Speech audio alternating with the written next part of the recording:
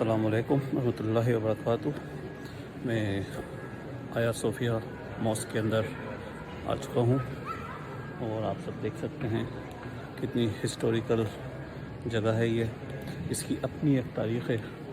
اور ابھی چند عرصے پہلے کچھ عرصے پہلے ہی طیب اردگان صاحب نے اس کو دوبارہ مسجد کی شکل دی ہے۔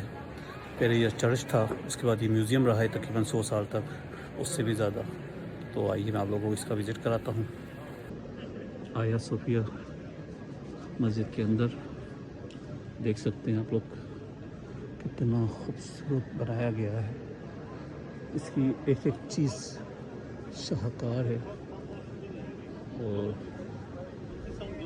ایک ایک لفظ اس کا ماشاءاللہ سے گواہی دیتا ہے کہ واقعی میں اس کی تاریخ کتنی لمبی ہے۔ اب دیکھیں، اللہ عز و جل کے نام کے ساتھ آقا دو جہاں حضرت محمد مصطفیٰ صلی اللہ علیہ وسلم کا نام، خلفائے راشدین کا نام، حضرت عمر رضی اللہ تعالیٰ عنہ، حضرت ابو بکر رضی اللہ تعالیٰ عنہ، حضرت علی رضی اللہ تعالیٰ عنہ، حضرت حسین، حضرت امام حسین حسن، حضرت امام حسن رضی اللہ تعالیٰ عنہ، حضرت عثمان رضی اللہ تعالیٰ عنہ، اور یہ حضرت ابو بکر رضی صدیق رضی اللہ تعالیٰ عنہ۔ خوبصورتی اور ثقافت کا منہ بولتا ثبوت، بہت خوبصورت جگہ اور بلا شبہ ایک ایسا ورثہ جس پہ مسلمانوں کو فخر ہونا چاہیے۔ اور بلا شبہ طیب اردگان صاحب کا یہ عمل نہ صرف قابل تحسین ہے بلکہ قابل ستائش بھی ہے۔ جزاک اللہ خیر۔ آیا صوفیہ مسجد کے اندر تلاوت کلام پاک رمضان کا ٹائم ہوتے ہوئے۔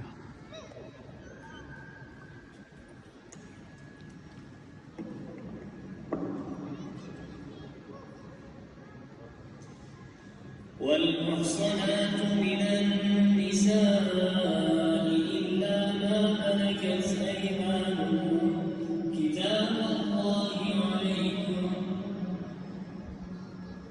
وأحل لكم ما وراء ذلكم أن تبتغوا بأموالكم محصنين غير مسافحين